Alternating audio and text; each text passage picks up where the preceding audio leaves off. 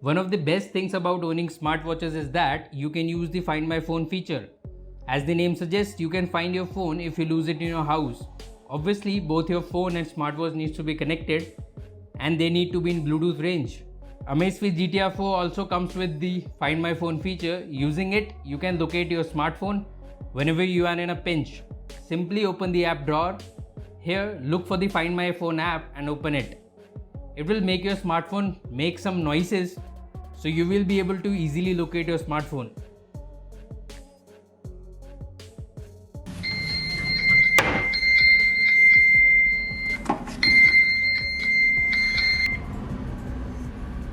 However, this feature doesn't work every time, and it can be due to various issues like Bluetooth not being enabled on your phone, proper permissions are not granted to Zap app, or Zap app is not running in the background.